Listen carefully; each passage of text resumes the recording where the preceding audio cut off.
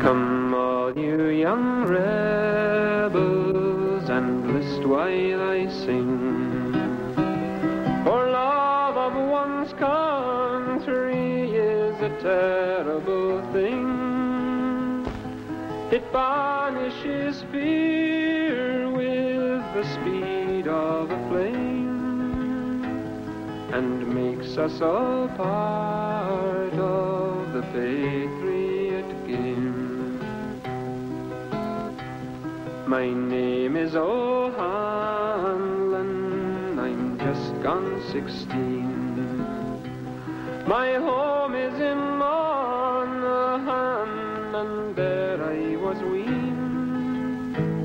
I was taught all my life cruel England to blame, and so I'm a part of the patriot game.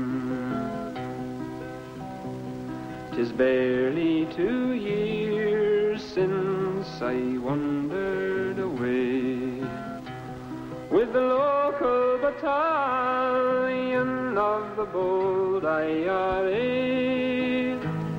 I read of our heroes and wanted the same, to play out my part in the patriot game.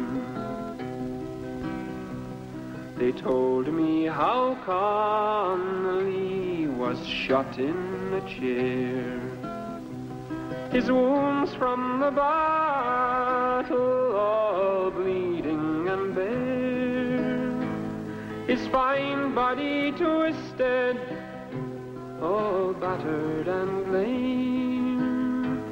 They soon made him part of the patriot game. The offensive against Warren Point Harbour. They warned the owners of cargo ships using the port that the safety of their vessels can no longer be assured. The harbour has come under mortar bomb attack in the past because the provisionals say it's being used by the Army and Marines on intelligence gathering duties. Train services between Portadown and Dundalk have been disrupted because of a bomb scare. The border section of the line has been closed and security forces are searching the area. A soldier is still seriously ill after being shot inside the Royal Victoria Hospital in Belfast. He was hit 3 times when a gunman opened fire on him in a corridor leading from the casualty department to the canteen. And a policeman was also injured when gunmen ambushed an RUC Land Rover on the Springfield Road. Several shots hit the vehicle and the constable was treated in hospital.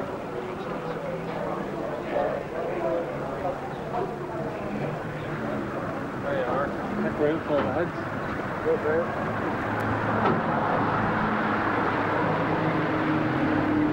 Belfast, the north of Ireland. A summer day like any other. Since 1970, the days have been filled with a war that has cost the British government several hundreds of millions of pounds and over 600 dead soldiers and police. In the same time, over 2,000 Irish civilians have been killed. All this is normally reported in the news media like the sports scores. 3 Catholics killed, 1 Protestant killed, 2 British soldiers killed. Terrorists, Protestants and Catholics are the words one most often hears. The image is a bit confused, but it's there nonetheless. Some kind of bizarre religious war. And yet, the 2 principal forces involved in the fighting, the British Army and the Irish Republican Army, have nothing at all to do with religion.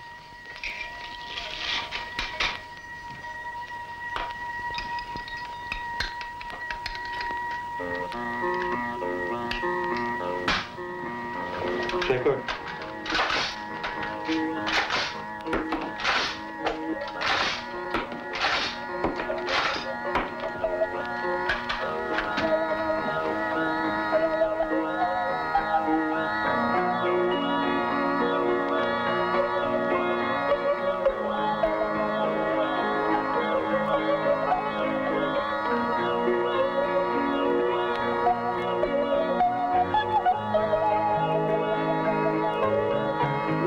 cannot indeed afford to have the country led by any other policy other than a paramount ideal of keeping indeed Northern Ireland an integral part of the United Kingdom.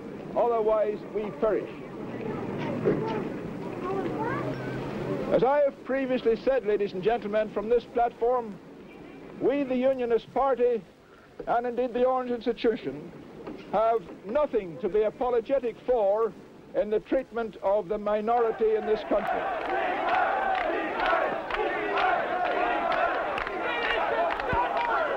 The city of Derry, October 5th, 1968. The beginning of the civil rights movement.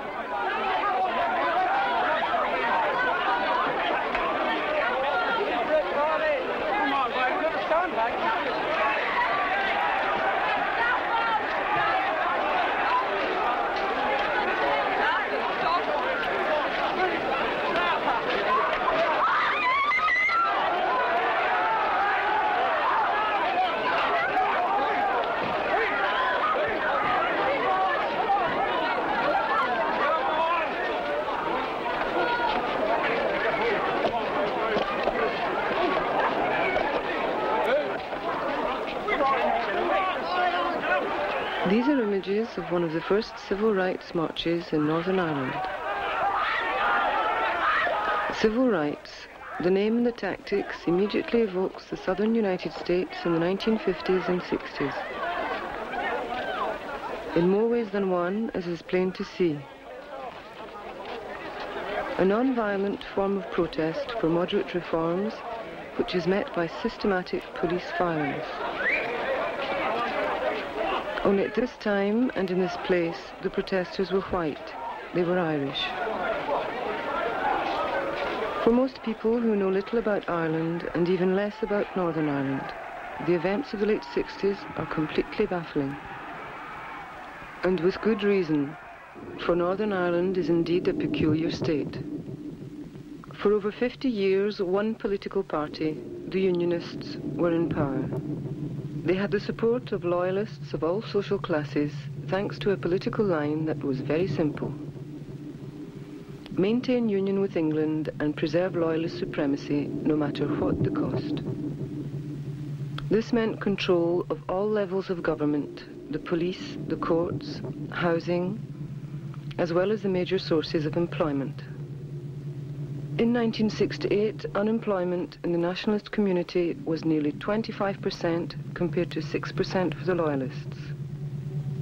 And then there was the Special Powers Act. Over the years, this law has been used to imprison thousands of nationalists without charges or trials. But to understand all this, one must go back in time to the roots of the Troubles.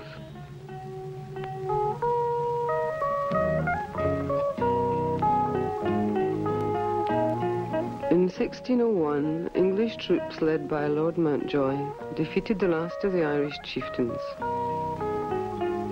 Ireland, one of the richest agricultural countries in Europe, was in the process of becoming a British colony.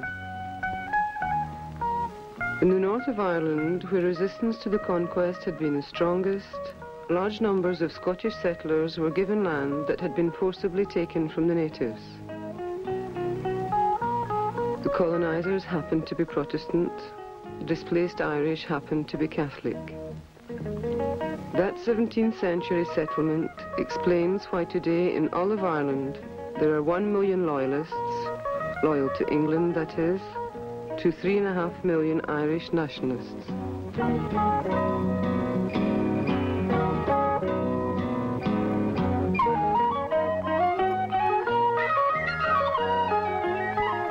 But I have also said 300 years later, the Loyalists produced one of their most charismatic and extreme leaders, the Reverend Ian Paisley.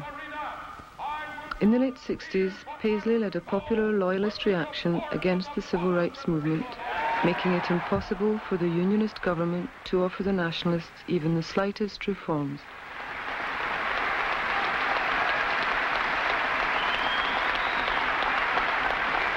I am making a solemn declaration to you that if there is an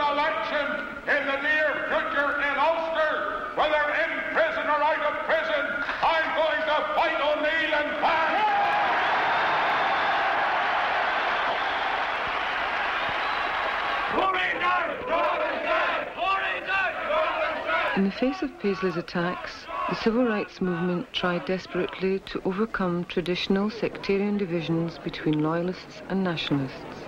Here in Uri, 2,500 people are unemployed. The theory was to ignore the national question, the division of Ireland, and instead just call for social reforms that could have benefited many loyalist workers as well.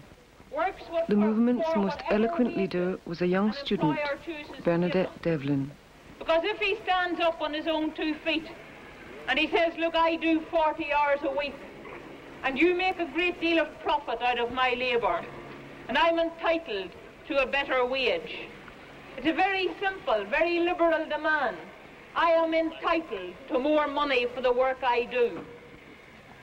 Yet that person, if he makes such a demand, can be fired immediately because there are 2,500 people wanting that one job. The civil rights movement was not the first effort to unite the two communities in Ireland. In the 1790s, the United Irishmen movement, led by Protestant revolutionaries such as Henry Joy McCracken, organised a major rebellion. The movement, which objected to trade restrictions imposed by England, was strongly influenced by the American and French revolutions and aimed to establish an independent Irish republic. Although the leaders of the rising were mainly Protestant and tried to recruit settlers into the movement, the settler community as a whole stayed loyal to the colonial government. And loyal it has remained throughout every single rebellion in Irish history. In the 1798 rebellion, 30,000 nationalists were killed and over 10,000 loyalists died fighting for the English.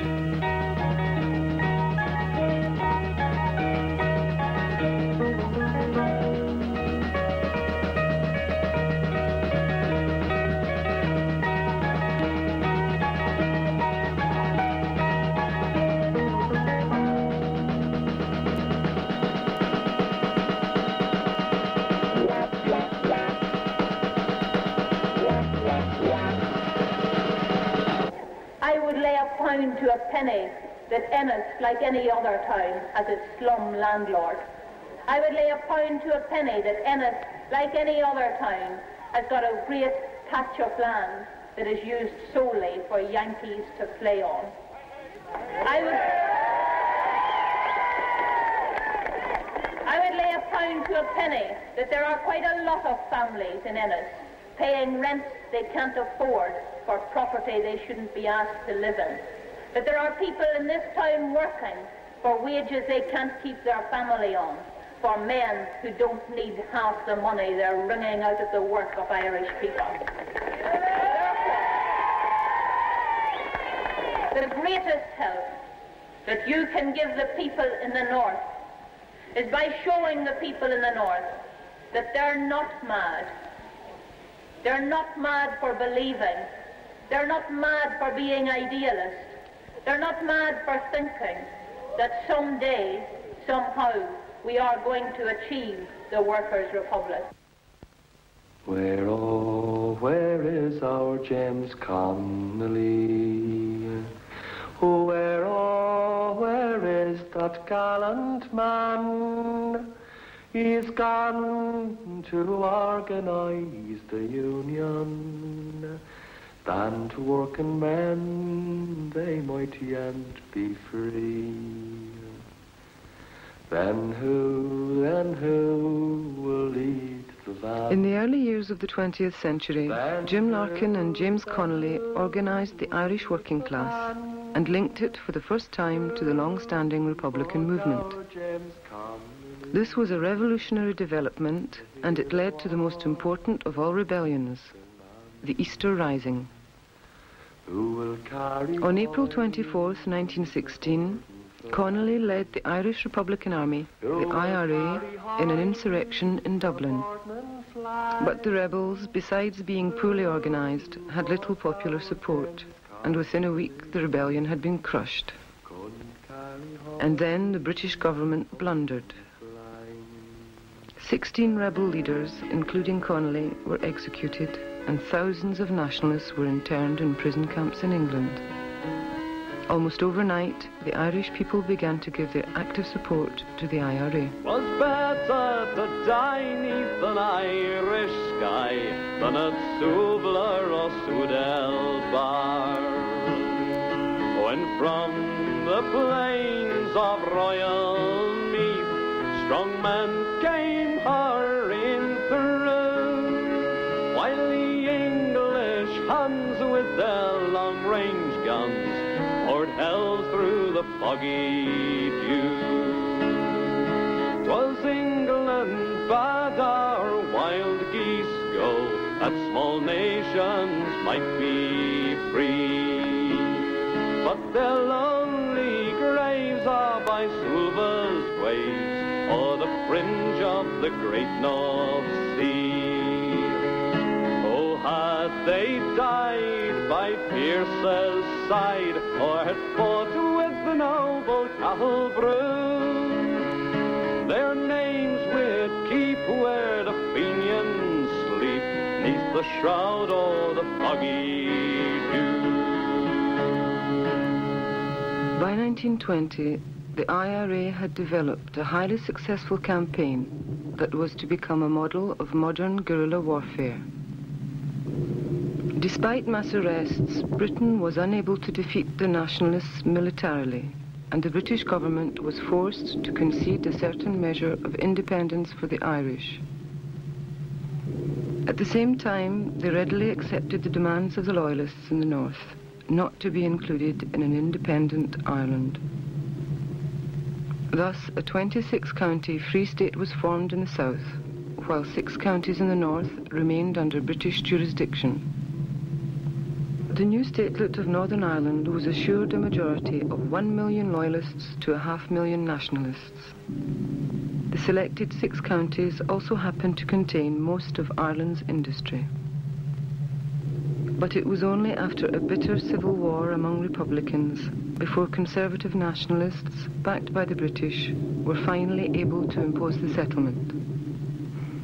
It was in this way that British economic interests were protected, the IRA neutralised, and Ireland was divided. And for the next 50 years, the Unionists in the north governed through discrimination and police terror. But the Loyalists were living in fear, haunted by the spectre of the IRA. The Patriot game was far from over.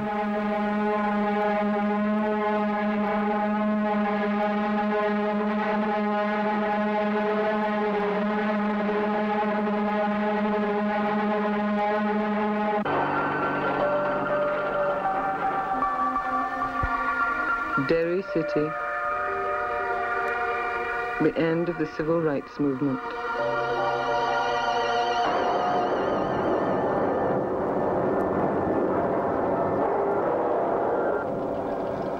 Beginning on August 12, 1969, the paramilitary Loyalist police force attacked the nationalist ghettos in Derry and Belfast.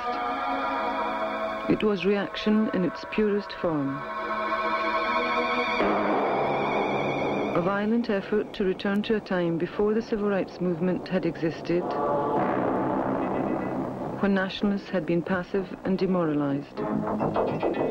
In Derry, barricades and Molotov cocktails stopped the police. But in Belfast, the ghettos are smaller and more isolated, and there the police were not stopped. 500 homes in nationalist districts were burnt down, 9 people killed, and over 1,800 families fled south.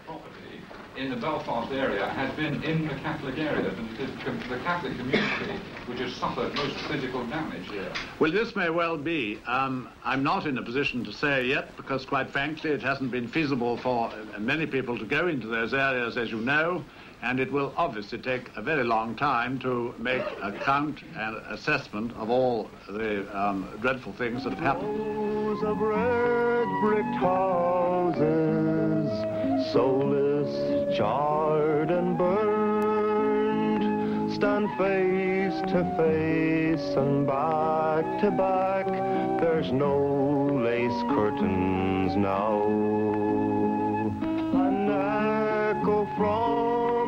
distant past, impervious to pain. Cement and bricks and human skill will raise them up again. From my flat above the streets I stare, I curse my newfound home. No human skill will raise my love to bloom into a man.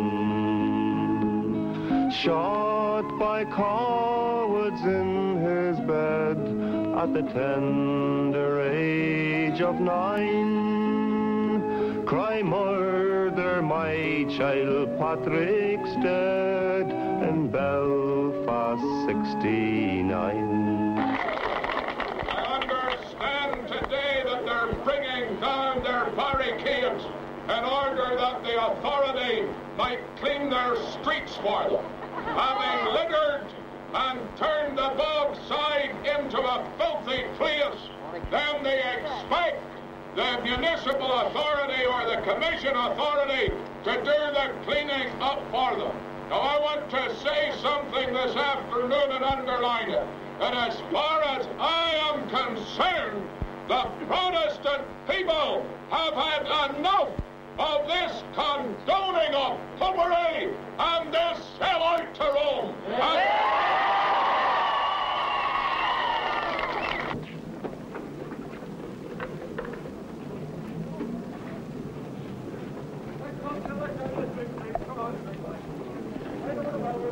On August 15, 1969, British troops began arriving in Northern Ireland with the announced aim of keeping the peace between the two communities.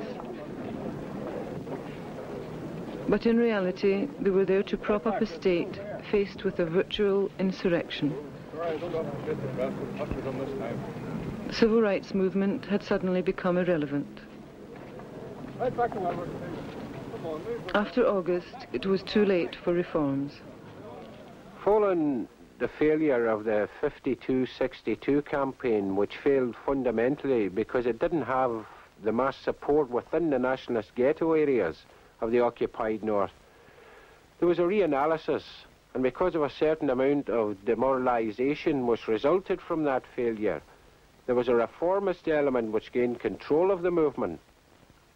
As a result, in 1969, when the nationalist ghetto areas of the occupied north were attacked by loyalist extremists, the Republican Army was not in a position to defend the nationalist people, and initially there was a sectarian response to those attacks, and the armed ability of the nationalist people was built up.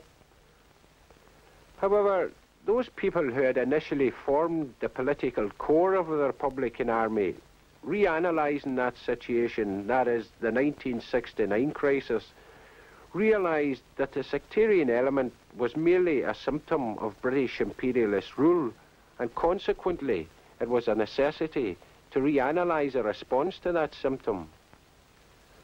This led to the emergence of what became known as the Provisional IRA, and the Provisional IRA was to be distinguished because it advocated the necessity of an armed struggle to be directed at the main core of the problem, which was British imperialism, and not a reformist approach to sectarianism, which was merely a symptom of British imperialist rule. For us, this war is not just a war of shooting British soldiers. It is also about coming to a final political objective, which is the creation of a 32-county democratic socialist republic to be controlled by the ordinary people for their own benefit. Stand still, you're under arrest for breaking the curfew.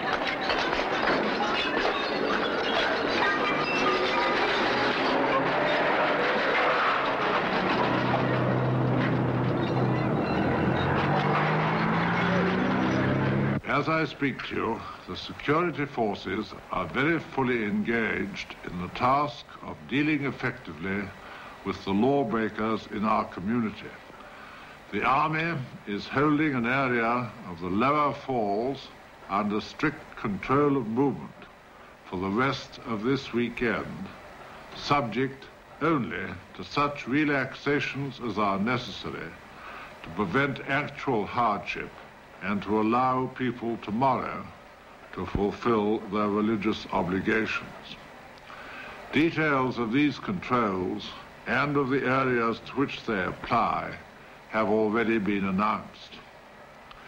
We all regret, of course, the inconvenience caused to decent, law-abiding people in this area who constitute the great majority. But we are determined to rid them and Northern Ireland as a whole of the terrorists in their midst. In the middle of 1970, when following a sectarian attack on one of the nationalist ghetto areas in Belfast, the Short Strand area, the Provisionals were in a position to successfully defend that particular ghetto, where the nationalist people were outnumbered something like 10 to 1. The following week, which was July 1970, in a direct response to the ability of the Republican Army to defend the nationalist ghetto areas, the British Army occupied one major nationalist ghetto area, the Lower Falls.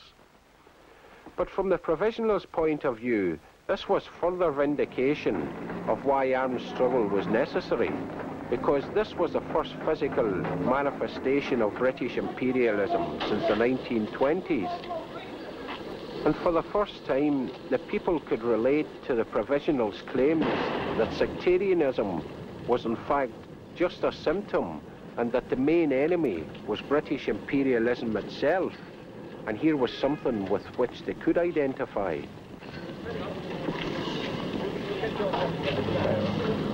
I was down at the corner of Marshton Street about 20 past 12 on Friday night or Sunday morning. Couldn't get home to my own home. It was only around the corner at Murdoch Street. Seen a man getting shot down, shot through the head by the Scots troops at the corner of Connaughtree Road. And the ambulance was about 20 minutes coming, and I had trouble getting out with the man. I think the man has since died.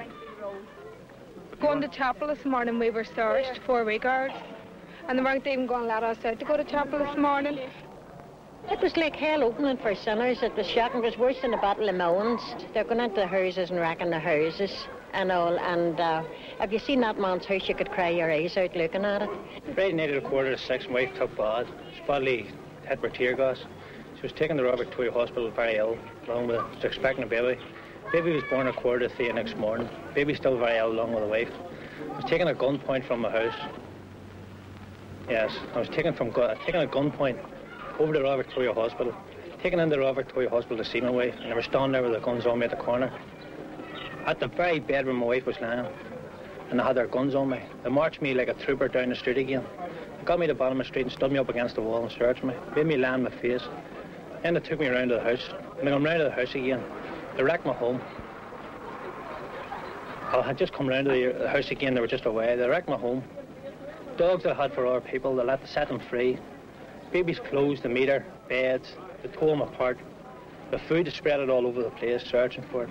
They went upstairs, bunk beds, took them down. They took the wife's bed down, wardrobes, took all that down. They broke the windows in the back.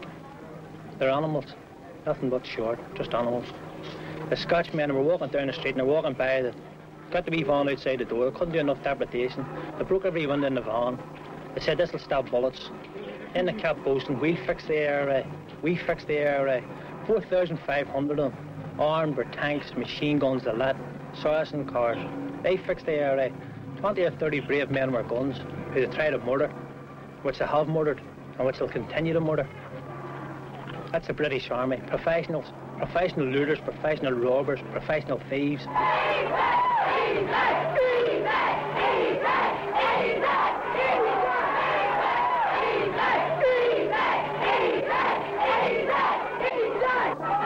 It was with the occupation of the Falls Road that the nationalist population began to see the British Army clearly as the enemy, not as a neutral police force. It was also the beginning of what has since become the longest war in the history of English-Irish conflict.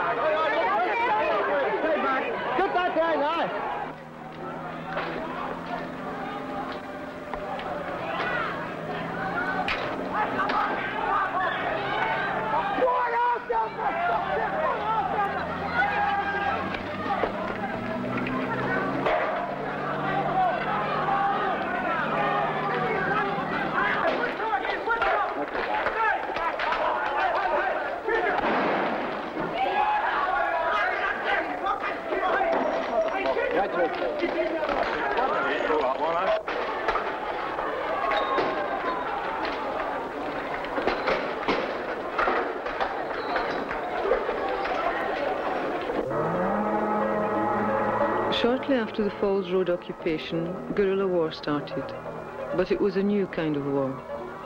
The IRA did not just ambush British soldiers, they also launched a bombing campaign against British economic interests. These actions have on occasion led to terrible tragedies, as with the Le Mans restaurant bombing of February 1978, in which 14 people were killed. Nonetheless, civilian casualties as a result of the Provisionals' guerrilla war have been relatively low, for their bombings are in fact systematically preceded by warnings.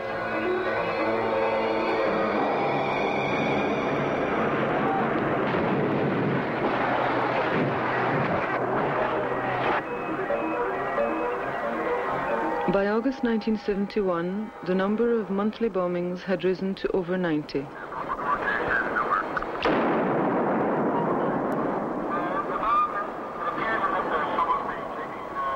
The British government, which directly reimburses businesses for all war damage that they suffer, was beginning to pay a very high price for its Northern Irish colony.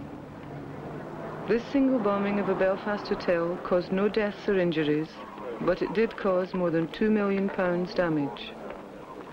Against this guerrilla campaign, the British government hit back with a measure that had always worked well in the past, the Special Powers Act. They burst in the door about 20 minutes to 5. They didn't wait till we would get up and answer the door. They were in the bedroom before we were dressed. They told my husband, "You're getting arrested under the Special Powers Act." It is with understandable reluctance that one uses these exceptional powers. This is not action taken against any responsible and law-abiding section of the community, nor is it in any way punitive or indiscriminate. Its benefits should be felt, not least in those places where violent men have exercised a certain sway by threat and intimidation over decent and responsible men and women. The main target of the present operation is the Irish Republican Army, which has been responsible for recent acts of terrorism. On August 9th, 1971, 330 nationalists were arrested in dawn raids. In the rioting that day, 14 people were killed.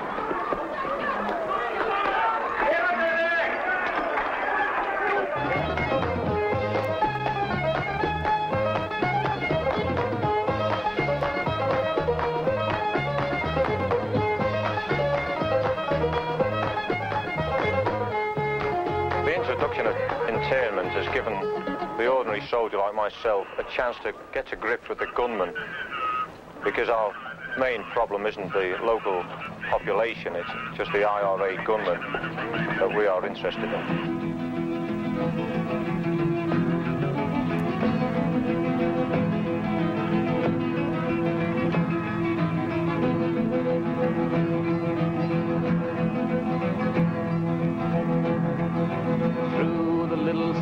Of Belfast in the dark of early morn, British soldiers came a-running, wrecking little homes in scorn. Heedless of the crying children, dragging fathers from their beds, beaten sons while helpless mothers watched the blood flow from their heads. Armored cars and tanks and guns came to take away our sons. Every man will stand behind the man behind the wire. Not for them a judge or jury, nor indeed a crime at all. Being Irish means they're guilty, so we're guilty one and all. All around the truth will echo, Cromwell's men are here again. England's name again is sullied in the eyes of honest men. Well, there was no means to heat up the body. So they These people have been sitting from 4:30 on Monday morning till now, and they're still in the same conditions. They've been put in the huts, as I say, like pigs. And the only time they get out is for interrogation by the bastards of the RUC special branch. Now, as everybody well knows, when you go in for interrogation... Just days after internment was introduced, the Nationalists began to realise that the internees had not only been beaten up, which everyone expected, but that some had been severely tortured. Electric shocks, druggings, deprivation of sleep, food, water, all came under the official term of deep interrogation.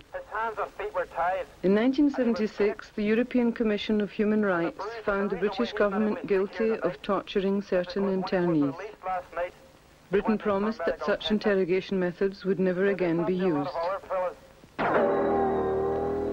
But in 1978, two different studies, one by Amnesty International and another by an independent tribunal of jurists, concluded that brutality and torture against nationalist suspects remained a widespread practice. To me, during these torture periods, I was in Springfield Road Torture Centre, and I'd been held for about 3 days at the time, and had undergone the usual torture treatment, that is the beating, the threats, the hot and cold treatment, you know, hot water and so on and so forth. And I was brought into a room where a special branch was there, you know, that's the torturers. And he pulled a truncheon from the drawer, and he told me that the method of interrogation could be 2 ways, the easy way or the hard way.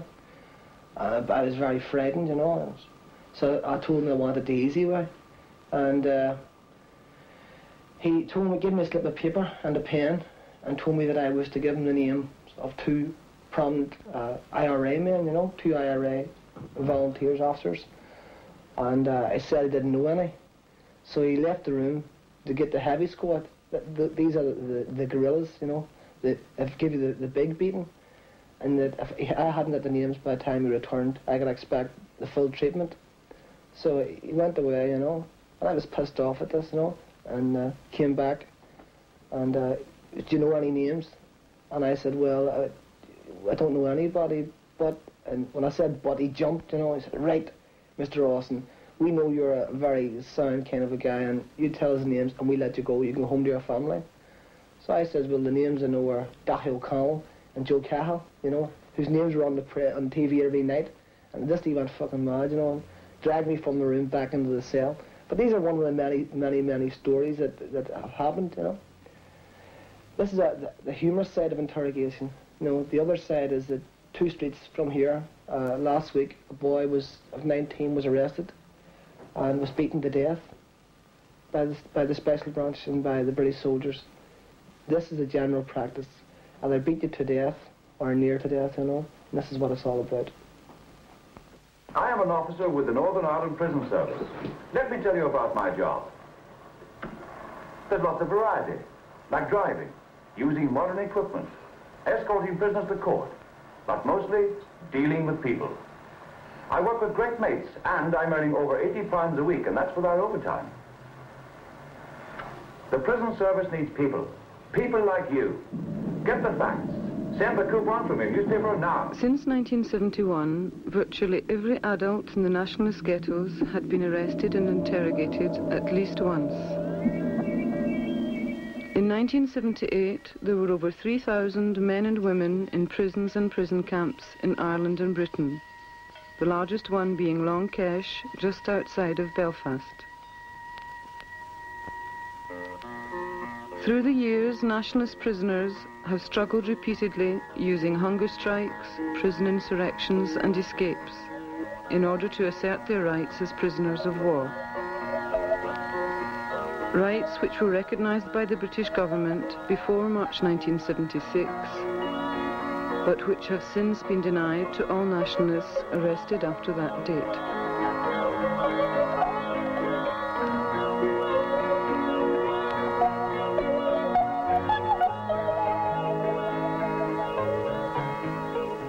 So when internment was introduced in 1971, there was a spontaneous reaction by the nationalist people to this particular repressive measure, which allowed the Republican Army to re-accelerate its war, and the main emphasis within that war was an economic bombing strategy.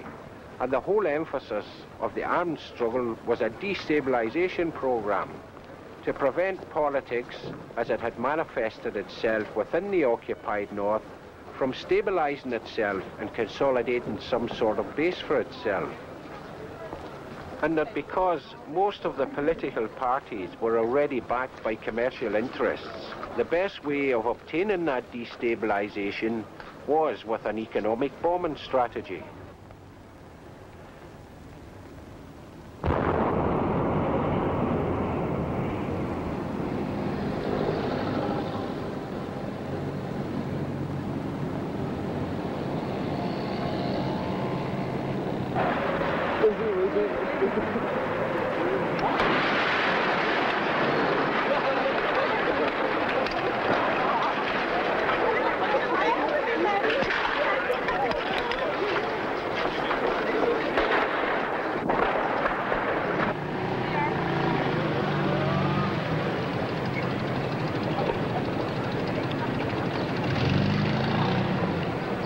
It's very difficult to suggest any particular security action that can avoid this kind of thing. This particular devastation apparently was caused by a lorry hijacked in Joy Street yesterday. Now there must be some people who saw the hijackers. There must be some people who know who's involved in this bombing. I doubt very much whether there are very many people organizing this. I doubt whether there are very many people taking part in it. But it is high time that every citizen of Northern Ireland, quite irrespective of religion, quite irrespective of politics, came forward and said, I have information. And that, in my view, is the only adequate means of dealing with this sort of situation.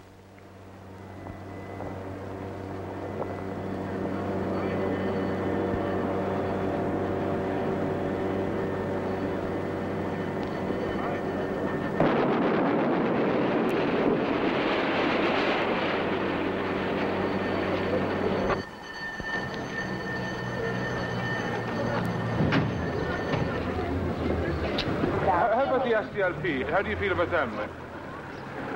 Pigs, but don't feel anything about them. A lot of stone. Is there anybody in this part of Belfast that you place your confidence in? Yes, the Provies. As the war accelerated after internment, the nationalists not only rejected government authority, but also the moderate nationalist parties who still hoped to reform the state. Bypassing the politicians, they began to deal directly with the problems faced by the community. This meant building parks and daycare centres for children, as well as meeting places for the elderly in areas which had never had the slightest social services. Neighbourhood people's assemblies were formed to solve housing, unemployment and other day-to-day problems. All this activity culminated with the formation of entire self-governing areas that became known as Free Derry and Free Belfast. The large nationalist community in Derry refused to pay rents and taxes to the Unionist government, and the police and army were kept out of the area by barricades openly manned by the IRA. In effect, Derry had seceded from Northern Ireland.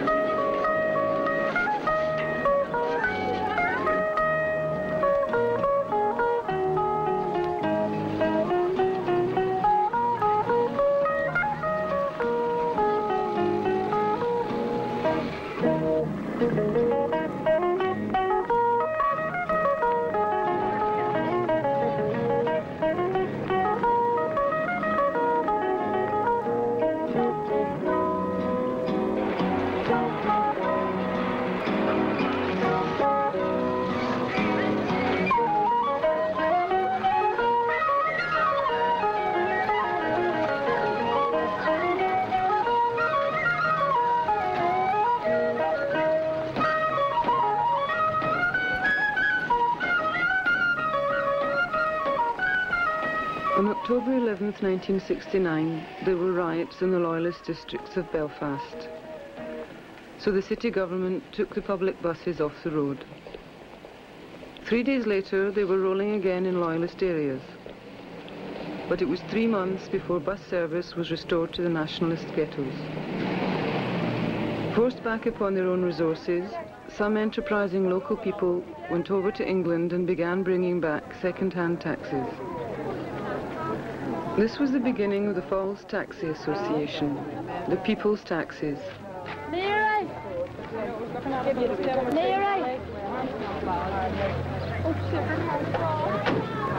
only for the taxis, I don't think any of us would have went to work because there's no buses on the road. Turf Lodge buses off the road, the White Rock Road buses off the road, and it's about 2 miles to walk down to the White Rock Road. So you'd be late for work, so we wouldn't be in.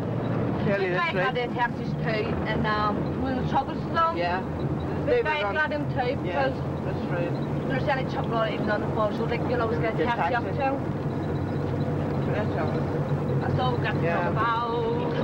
The taxi men are very obliged. We could point out that the Falls Taxi Association is now among the biggest self-help organisation in the north of Ireland. We now have 350 drivers, 450 persons, self-employed, actually working on the routes that we have specified before. The media treat us very unkindly with the fact that in Newry, for instance, the second highest unemployed town in the north of Ireland, where the Minister of Commerce got 7 minutes on the national news and in the national press to the effect that he had created 15 jobs. And he stated that it cost £17,000 to create a job for one person in Northern Ireland. Yet we have never received any credibility or acknowledgement from any source to the fact that we have created 350 jobs, permanent jobs for people that, because of the areas where they live, the nationalist ghettos, they can't find employment anywhere else. They have to remain in the areas. This is the lower part of the falls now. We're coming down into the area of the White Rock. And this is the general route when you're coming down into the centre of the town, so it is, you know. And as I say, we come down to this bottom of this road, like, it's quite a heavy bit of traffic on it, you know. But at one time we used to have to go through these areas when there was riding, burnings and hijacking of buses and whatnot, you know. And the whole thing about it was, not during one of those times did any of our taxis ever stop or fail to run a service, you know, in these areas. And this is why the public has showed consent to use the taxis, because their point of view was that we have got them to work, we're dependable, we're a far more efficient service and quicker, and we're cheap, and this is why they depend on us, so they do at the moment. You're now approaching the junction of the White Rock, which at one time was a tremendous for riding and hijacked buses at that time during confrontations with the security forces. One example, during internment day, there was quite a few people shot up around this area, and still, even then, the taxi still ran, you know. This is the lower falls end of it, where most of the riding and burning had taken place. And as I say, during those times, while the taxis was travelling through it, the riders were courteous enough to stop throwing for that few seconds and to let us through, so that they got the safety of their own people back home, you know. Went up to a place now called Divis Flats. And this is where a lot of the RUC had turned their guns on innocent people at that time, so they did, you know.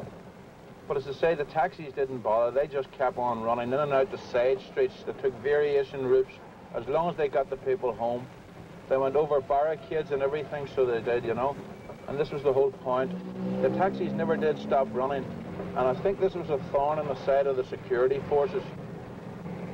Harassment of the taxis, it's a general thing. If you look behind us now, this is a normal procedure where they throw up roadblocks, stop motorists, especially taxis, and take the driving licence off the driver and make them sit for anything up to 30 minutes, search the vehicle, make the passenger stand on the side of the road. Sometimes they attempt to arrest the drivers for unknown reasons. Most of the drivers are well known on the road. They're on it 7 days a week.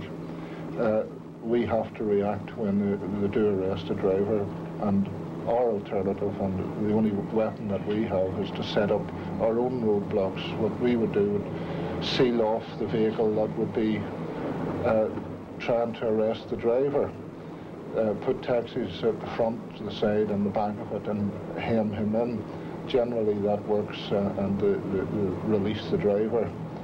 If they do arrest a driver and take him away, what we normally do then would be block off the main arteries into the city. When we do this, we can close the entire city within a matter of minutes. You only need to close off 3 roads, and that brings the complete standstill to the entire city centre.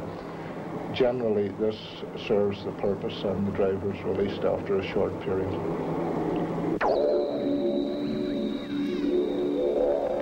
In 1971, nationalist civilians became increasingly the random targets of a campaign of no-warning bombs, kidnappings and assassinations. In other words, death squads. It was a loyalist reaction.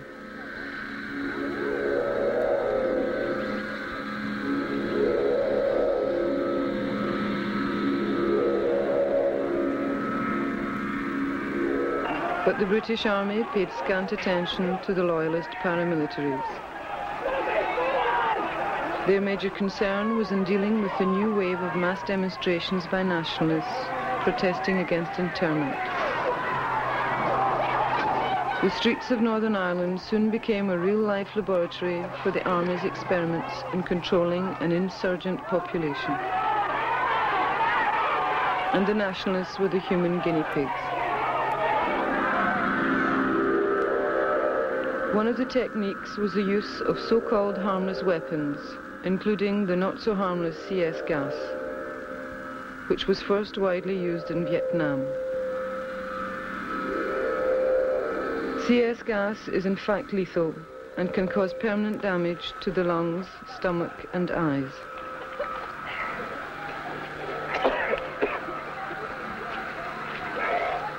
But the gas, the water cannons, the banning of marches, the mass arrests, all had little apparent effect. Week after week, large demonstrations were held against internment. Finally, in Derry, on January 30th, 1972, the British Army decided to use a more effective technique: live arms.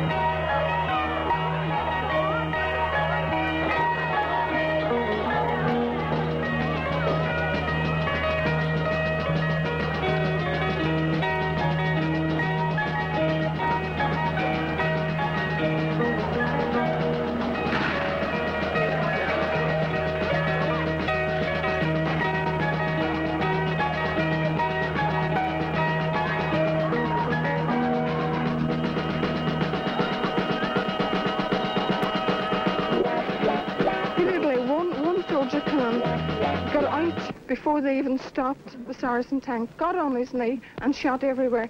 And about seconds after, soldiers followed him and done the same thing. And we heard them from that flat there calling, "Don't stop shooting, shoot the Irish bastards."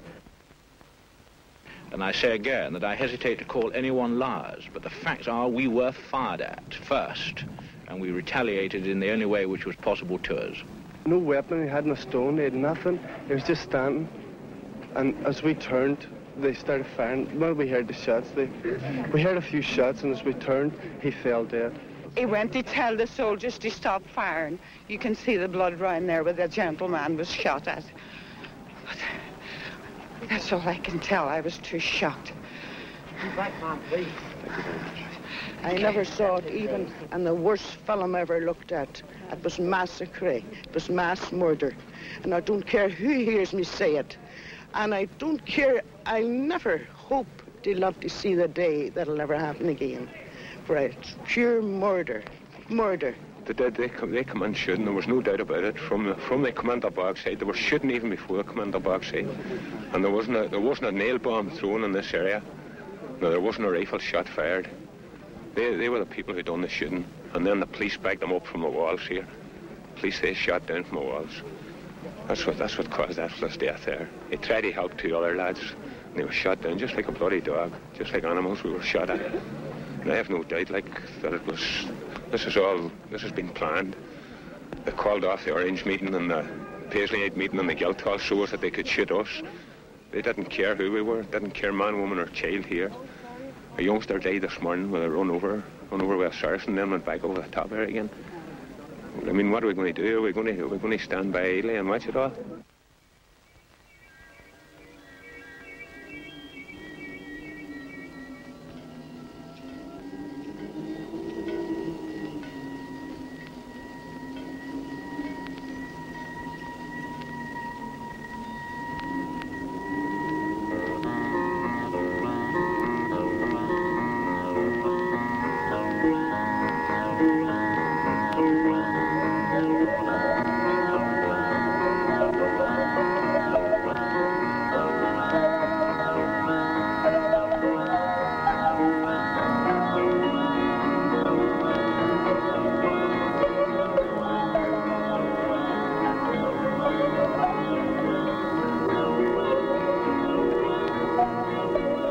Bloody Sunday, there was a tremendous upsurge of nationalist feeling throughout Ireland. Large demonstrations were held north and south, and in Dublin, a 30,000-strong crowd burnt down the British Embassy. For the first time, the nationalist resistance had assumed threatening proportions in the south, where Britain still had important economic interests. The British government had little choice but to make major concessions. On March 24th, 1972, the Unionist government was suspended by London and Britain promised to release the internees. That Easter, as the nationalists in Derry held their annual commemoration of the 1916 Rising, the resistance movement was apparently in its strongest position since the start of the war. Of their destiny.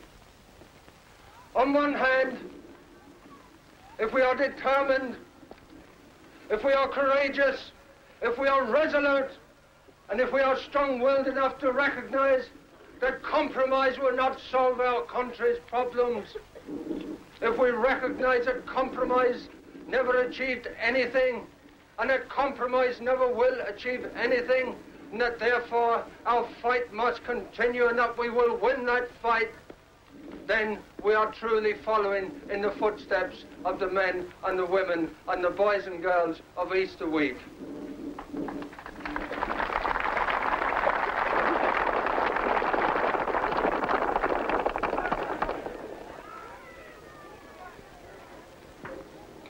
Suspending operations at Christmas and at Easter, and in implementing a 3-day unilateral truce on March 10th, 11th and 12th last. In addition, we have held wide-ranging talks with various groups and parties with a view to holding an all-Irish conference. Would you put your question again, please? Isn't it politically very difficult, if not impossible, for Mr. Whitelaw to do as you suggest, in view of the high emotion that's been engendered amongst Protestants, particularly with the forthcoming weekend?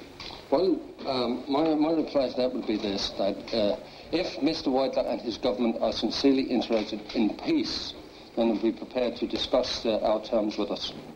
We were anxious to discuss our proposals with representatives of the British government, but we were determined that if there was going to be a truce, it was going to be a bilateral truce. It was going to be one that would be publicly recognised by the British, and that would be conditions that would be binding on the British Army as well as on the Republican Army, and this was done. Then we went to London and we met Mr. Whitelaw and members of his political staff, and we listened to what he had to say, which didn't amount to very much, and then we presented our own document, our own proposals, and which we called upon the British government to recognise the right of the Irish people as a whole, acting as a single unit to decide the future of Ireland, and we called upon the British government to withdraw all their forces by a specified date. Mr. Whitelaw didn't turn down our proposals. He said he would refer them back to his cabinet, and this is what I believe brought about the ending of the truce, that Mr. Whitelaw went back to Ted Heath, who was Prime Minister at the time, showed him our document, our proposals. Ted Heath read them and turned around and said, well, I don't think there's anything can be done here. You'd better break the truce as soon as you can. And in fact, the truce broke on the following Sunday night. And it nearly broke that morning in Portadown, where there was severe provocation, and it broke on that Sunday night. It was inevitable in view of the behaviour of the British troops in Lenadoon, in Belfast, that the truce was going to break. It broke with tragic results for everybody concerned, but for tragic results for the Irish people, for the English people, tragic results for the British troops and the IRA volunteers and the civilians who've been killed since then. And I hope that the day will come again when British representatives realise that the only way to a permanent peace in Ireland is to meet the representatives of the Republican movement and negotiate with them a phased and orderly withdrawal. 2 days after the peace talks in London, the truce broke down in the Lenadoon housing estate of Belfast. There, 16 displaced nationalist families had been allocated homes by the Public Housing Authority. But the homes bordered a loyalist district, and the Ulster Defence Association, the largest of several loyalist paramilitary groups, opposed the move. In turn, the British Army refused to permit the families to enter the houses. In the confrontation that day in Lenadoon, 6 civilians were shot dead. In the next week, 13 British soldiers were killed. It was the end of a truce which had lasted barely 2 weeks.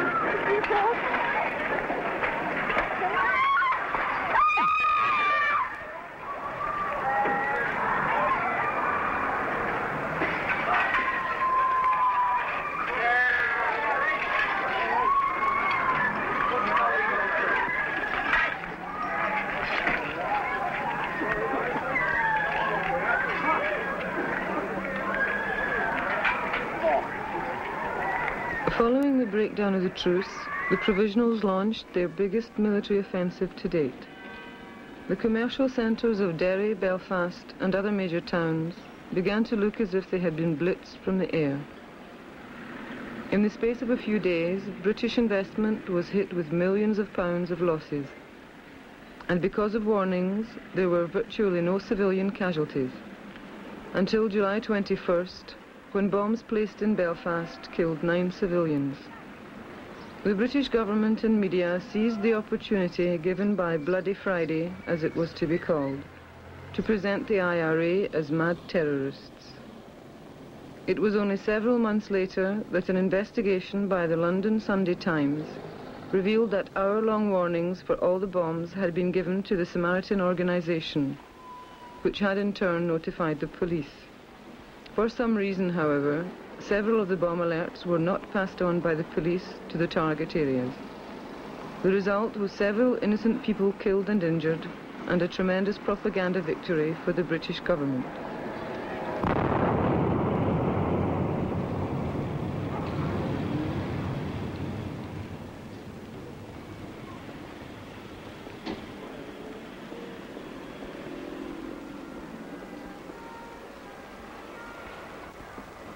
A lot of people assumed that this distortion was bad journalism, when in fact that was not accurate. For this distortion was a deliberate tactic within the context of Frank Kitson's theory of counterinsurgency, because Kitson has recognized the important role that the media has to play in a counterinsurgency campaign, and has always strived to use the media as a platform where necessary to distort the image of the Republican Army as a liberation movement, and to project this image of the British occupation forces as some kind of police service.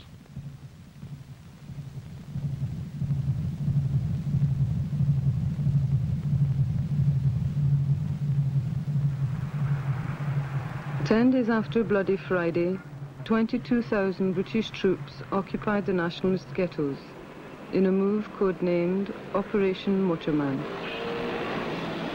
It was the end of Free Derry and Free Belfast. Not RFC, there's the power. There's the power there. What chance have I against a man like that? The cream of the British Army, the paratroopers. A couple of thousand went over them house last night and cut us their ribbons.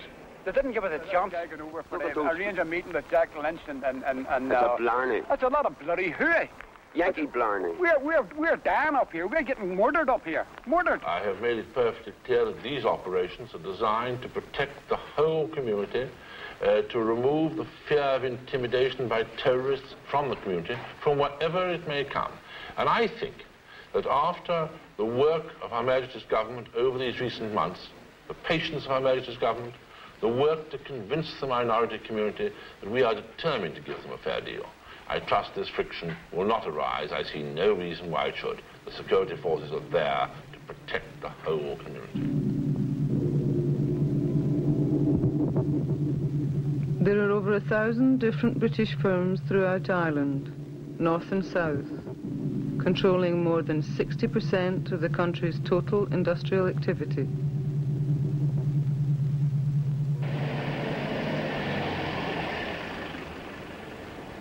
One week after Operation Motorman, moderate nationalist politicians were having talks with William Whitelaw. In order to pacify the nationalists, the British government was willing to force concessions from the Unionists. Finally, in January 1974, a power-sharing government was formed, in which moderate nationalists were given certain cabinet positions. It was a Northern Ireland first, also a last. The problem was that after 300 years of ascendancy, the loyalist people would only support a government that could guarantee their privileges. Power sharing with the nationalists was unthinkable. On May 14, 1974, loyalist extremist groups controlling workers in the key electric generating plants launched a strike against the new government. When the British Army refused to intervene, the success of the strike was assured. Within 2 weeks, the power-sharing government fell. Britain had been caught in the contradiction of trying to reform a state that was simply irreformable. It could only be consolidated by the physical crushing of the nationalist resistance. The other solution, the only possible one for the nationalists, remained the destruction of the Northern Ireland state itself. The struggle in the north had passed the point of no return. We have decided to protest against internment, and despite the ban on parades, we have decided that we will parade tomorrow through the streets of Derry.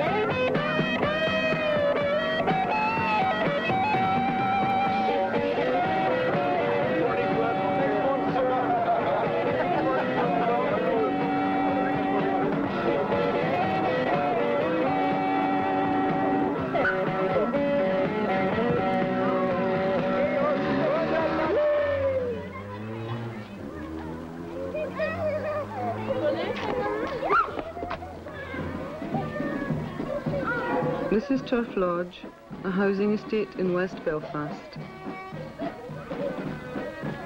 It's a nationalist district like most others, which means an unemployment rate of over 20%.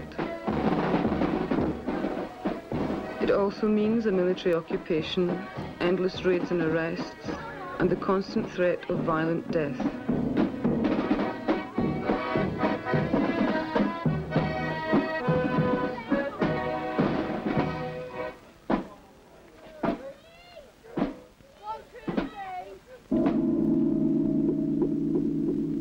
On October 4th, 1976, 12-year-old Brian Stewart of Turf Lodge was playing in front of his home when he was killed by a plastic bullet fired by a British foot patrol.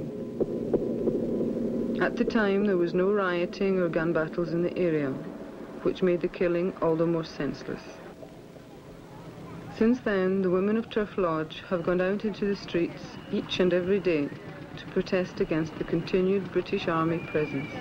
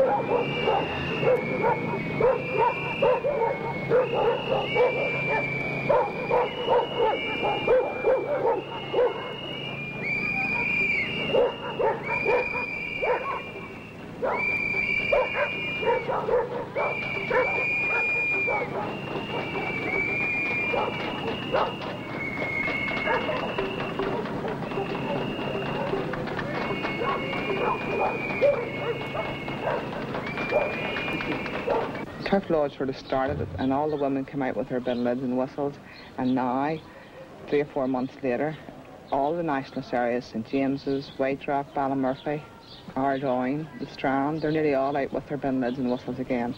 The women are starting to show the lead. You know, they recognise the need for them to work on the par with the men. I mean, from the start, women have been involved in the military campaign, but now the women who sort of usually stayed at home are all coming out and beginning to feel the power that they have when they're all banded together and coming out as a force and making their presence felt in the area. The Brits obviously don't like this at all, and if there's only 1 or 2 women out, they think they can sort of abuse them, but before they know it, there's hundreds out, and the Brits are chased out of this particular area. Last week at the elections, you remember they had the elections and we had a picket outside. We were telling the people, why are you going to vote? You're going to vote for British imperialism. You've had it 800 years, and what has it achieved?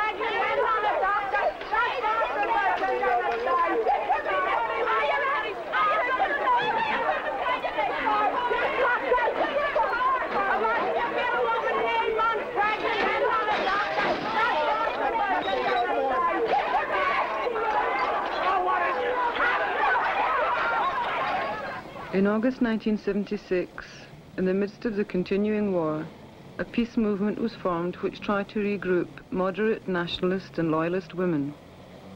And for the first time in a long time, Northern Ireland became front-page news throughout the world. The peace movement was significant as a truly remarkable media event, which, however, never quite took root in reality. They came into formation after 3 children had been killed in an accident on the Upper Falls Road. And what had happened was that an IRA active service unit were going out to ambush the British Army, and on the way to the ambush they were chased by a British patrol.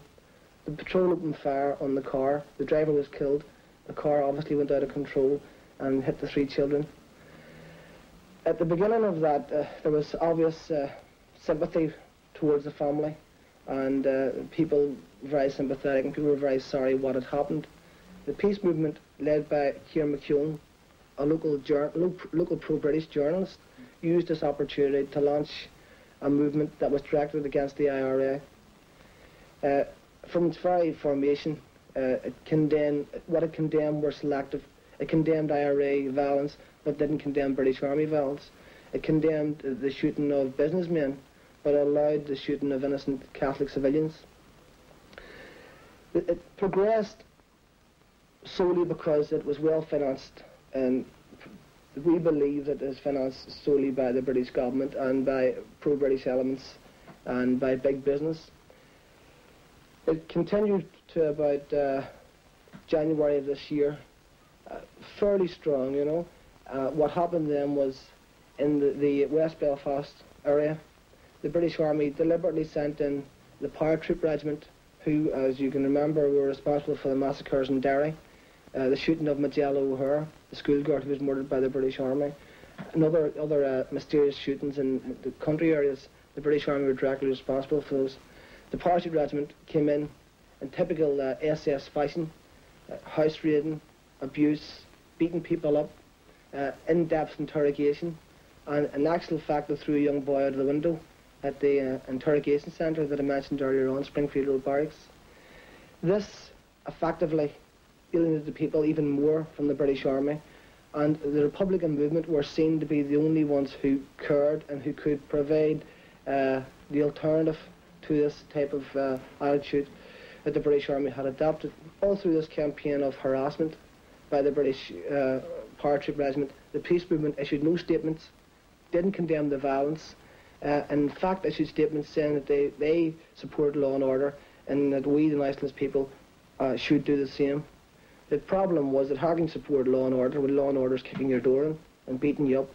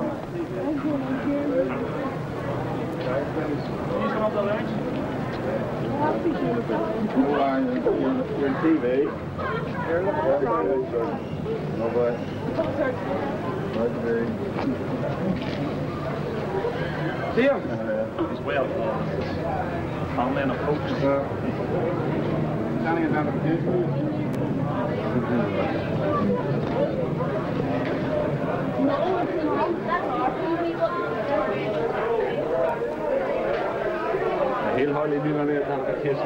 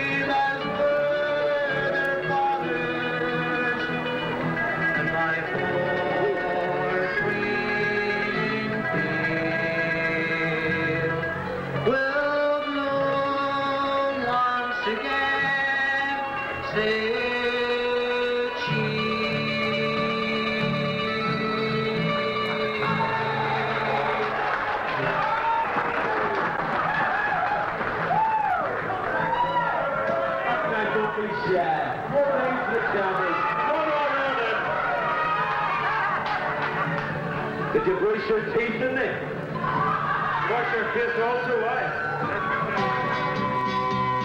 When I was young, I used to be as fine a man as ever you'd see in the Prince of Wales. He said to me, come and join the British Army.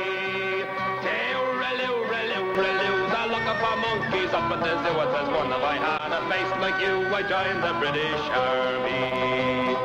Sarah Connon baked a cake, and so for poor old Slattery said, sure, I threw myself into the lake, pretending I was Barmy.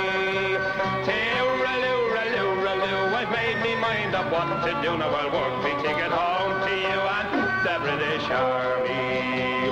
Sergeant Healy went away and his wife got in the family way, and the only word that she could say was blame the British Army. Me curse upon the Labour crew that took me darling boy from me to join the British Army. Corporal Sheen is a terrible note, just give him a couple of jars of stout and he made the enemy with his mouth and saved the British Army. I've made me mind up what to do. Now I'll work me to get home to you and the British Army. My friend Bill, he is in the RUC. Oh, he's in my sergeant, and he smuggled the proofs to me. He says he's been so very, very poor, because them crickets, they don't want them anymore. Oh, I got a brand new shiny outfit and a pair of kinky boots.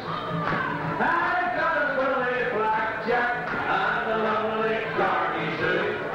And when we go on night patrol, we'll have each other's hand. Oh, we are the British Army, and we're here to keep your land. Oh, you go, John. My friend Sam, he is in the he travels everywhere, travels near and far. He won't believe the Falls Road, no bloody fear. The only thing to get there is a bullet in your ear. Oh, I've got a brand new shiny outfit and a pair of kinky boots.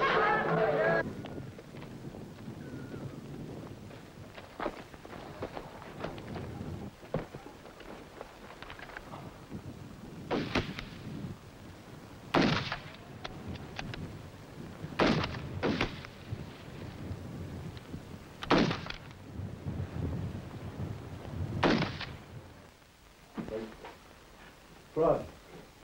Sugar. Frod. Anna! Right, as from now this camp officially starts.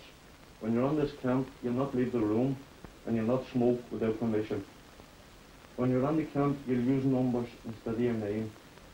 You'll be numbered from 1 to 3. The stag, that's a guard, will have to stay on the camp 24 hours a day. I'm the TO. I'll be teaching you the weapons, and you'll not handle a weapon until I tell you or you ask permission. Frog, name off. Right. This is the AR-15. The first thing you do when you take possession of any weapon, you check it for safe. If there's a magazine on it, you release it. You check the breech by touch and by sight when possible. Check the safe. Put the weapon off cock. Always point the weapon in a safe direction. Never take anyone's word that the weapon is safe. Right now, I'll name the parts. Down the top, down the right, down the left, and down the bottom.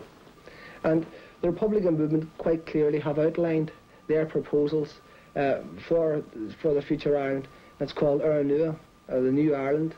And in the New Ireland, we envisage communities, self-governed communities, that as the people on the ground will have a say in their lives, will have a say in how their area is run, and will have a dignity that the workers have lacked for so long in Ireland. Those community councils will be affiliated to a regional council, who in turn will be under the direction of what's known as the provincial councils, And Ireland is divided in four. You have four provinces. You have Ulster, Munster, Leinster and Connaught. And these councils at every step will take into consideration the wishes of the people from the ground to the provincial governments, who in turn will be affiliated to the federal parliament of Ireland. And this is the solution to the problem of Ireland today. The solution is not to get rid of the Brits and exchange one master for another master, the Irish capitalist. The solution is to give the control and the wealth of Ireland to the people of Ireland and allow them to administrate what they need for themselves. And the point that I made earlier on about the peace people, or so-called peace people, they are actively working against us. They have said that what we need is more bureaucracy, and we need to have more civil servants ruling our lives. And we quite simply said the solution to Ireland is the people, the Irish people, who can provide a solution, and that solution will be found only under a socialist system. You know, and that's it.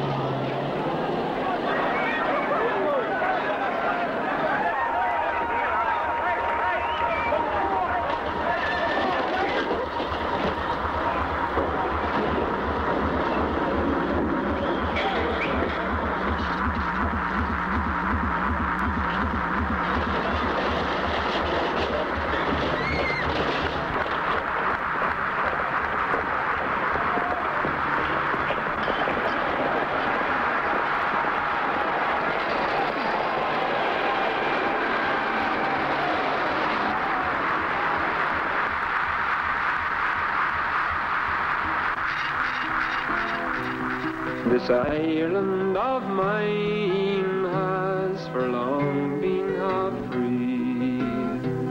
6 counties are under John Bull's tyranny, and still De Valera is greatly to blame for shirking his part in the Patriot game. I don't mind a bit if I shoot down police. They're lackeys for war, never guardians of peace. But yet as deserters I'm never letting those rebels who sold out the Patriot game. And now as I lie with my body all hoarse, I think of those traitors who bargained and sold. I'm sorry my rifle has not done the same for the quislings who sold out the Patriot game.